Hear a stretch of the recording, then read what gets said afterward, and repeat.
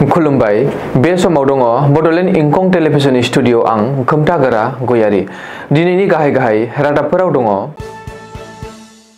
उफेरा बिसायख'थि खुंजानो गोनां मोनबा विधानसभा बियाबनि भटार फारिलाइनि ड्राफ्ट फोसावबाय बदरुद्दीन आजमला AIUDF नि आफादगिरि मासिखौ एंगारबाय केरेलायाव दैबाना आरो हा गिसिखानायाव जिउ गोमानाय सुबुंनि बिबाङा 150 सिम बांबाय पबितरायाव मैदेरनि गाग्लोबनायाव सासे मावथिनि जिउ खहा सौदियानिफ्राय लांखार जानाय फरायसानि गोथै सह'खौ बोखांबाय दानिया फैदिनि आबुं रादाबाव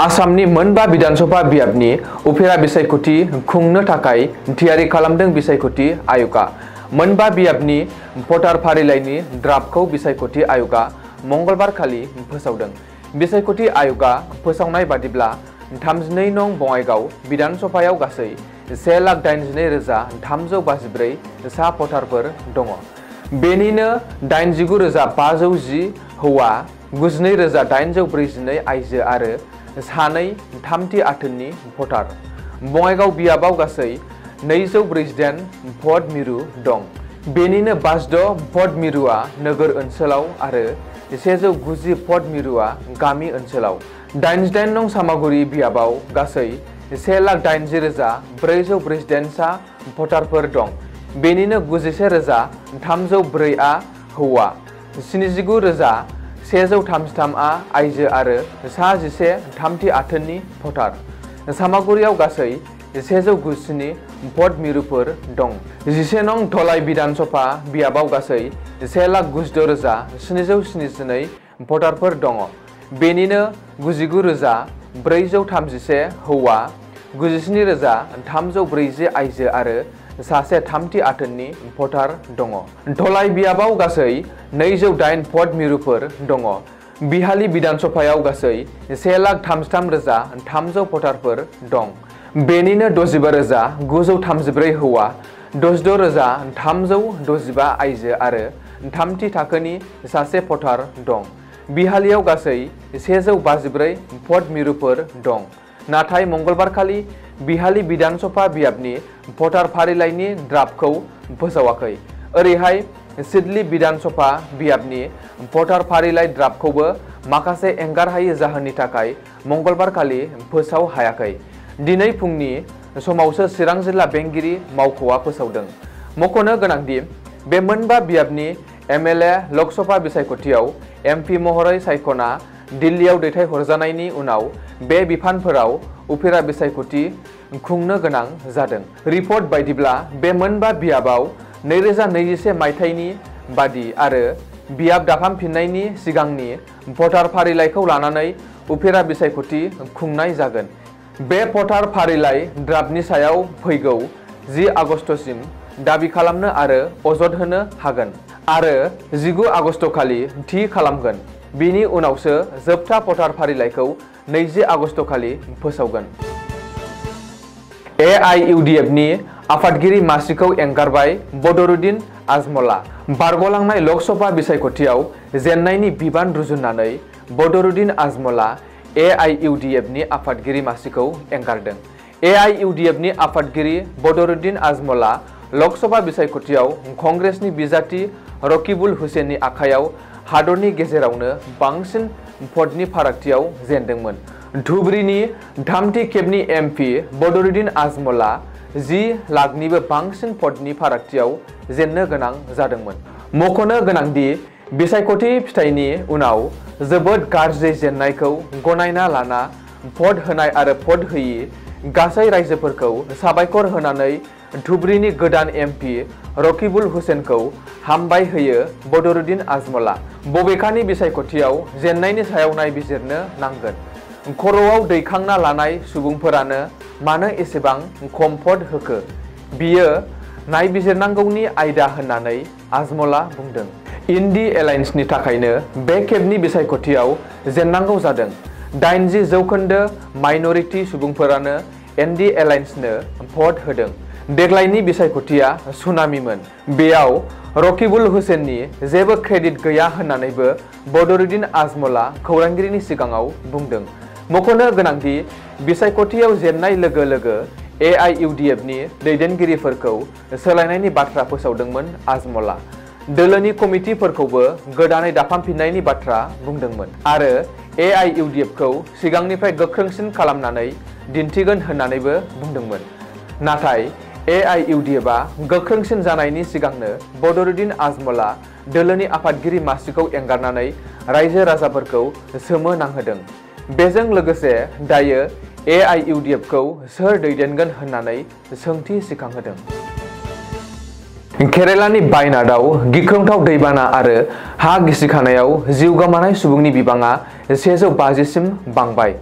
खुंथाया फोसावनाय बायदिब्ला केरेलानि वायनाडआव गिख्रंथाव दैबाना आरो हा गिसिखानायाव माखासे सुबुङा जिउ गोमानायनि अनगायैबो सा 128 सुबुङा गोब्राब जखम जादों।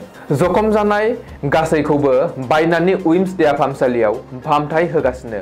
नाथाय बे जाथायाव जिउ गोमानाय सुबुंनि बिबाङा 150 सिम बांबाय होननानै सुलुङाव फोरमायदों। मंगलबार खालि जादोंमोन बे गिख्रंथाव हा गिसिखानाय जाथाया। मख'नो गोनांदि बे गिख्रंथाव दैबाना आरो हा गिसिखानायाव कौटि कौटि रांनि न' बां धोन सम्पथिफोरा खहा जानायजों लोगोसे माखासे गारि मटरफोरा हा सिङाव फबसिन जाना दङ आरो SDRF अख्रां रौनियानि हानजाया जाथाय जानाय जायगायाव रेस्किउ अपारेशन खालामगासिनो। बे जाथायखौ लानानै रायजो सोरखारा साननैनि थाखाय दुखुनि सान फोसावदों।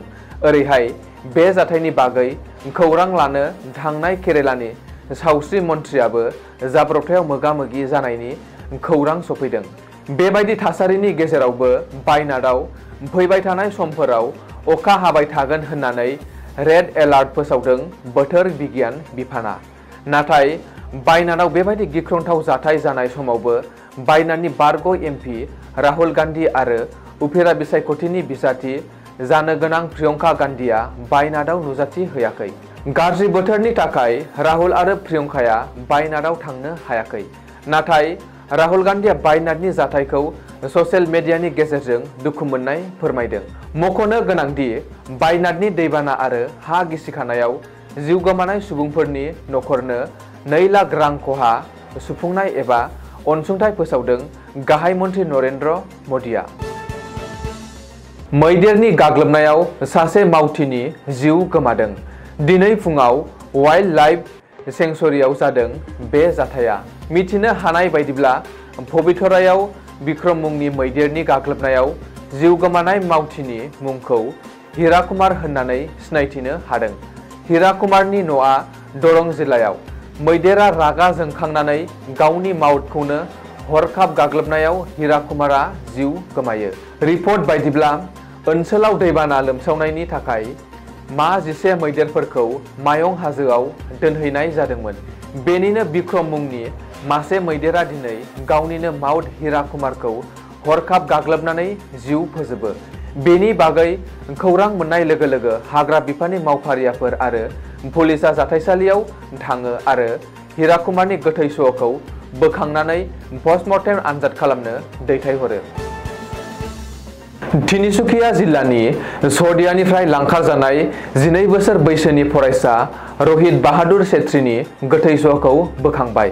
अरुणाचल प्रदेशनि खालिखलानिफ्राय बोखांनो हादों फरायसानि गोथै सह'खौ। रिपर्ट बायदिब्ला लांखारनाय जायगानिफ्राय 800 मिटार गोजानाव हाखर जावनानै फबनानै दोननाय हालोदाव बोखांनो हादों फरायसानि गोथै सह'। लांखारग्राफोरा सिमान लानायखौ बिथा खालामनानै दिनै फुंनि 4 रिंगायाव उन्दैसानि गोथै सह'खौ अरुणाचल प्रदेश पुलिसआ हाखर सिंनिफ्राय बुरखांदों आरो गोथै सह'खौ पस्टमर्टेम आनजाद खालामनो दैथायहरो। बबेखानि फरायसाखौ लांखारनाय सानखालिनो एबा 22 जुलाइआवनो दुथांफोरा बुथारदोंमोन जानो हागौ होननानै सन्देह खालामदों। बे लांखारनाय जाथायखौ लोब्बा लाना पुलिसआ नाजुस तामाय आरो गबिन तामां मुंनि 2 अरुणाचलनि सुबुंखौ हमदोंमोन आरो बिसोरनि सिमान लानायनि उनावनो दिनै फरायसानि गोथै सह'खौ बोखांनो हायो। मख'नो गोनांदि रहित बाहादुर छेत्रीखौ दुथांफोरा लांखारनायनि उनाव बिफा नुर बाहादुर छेत्रीनो फन खालामनानै फिसाज्लाखौ उदां खालामनायनि थाखाय 25 लाख रां दाबि खालामदोंमोन आरो उननि समाव 2-3 लाख राङाव राजि जायो आरो रांखौ हराब्ला एबा बेनि बागै पुलिसनो मिथिहोयोब्ला फिसाज्लाखौ बुथारगोन होननानैबो हुमखि होदोंमोन।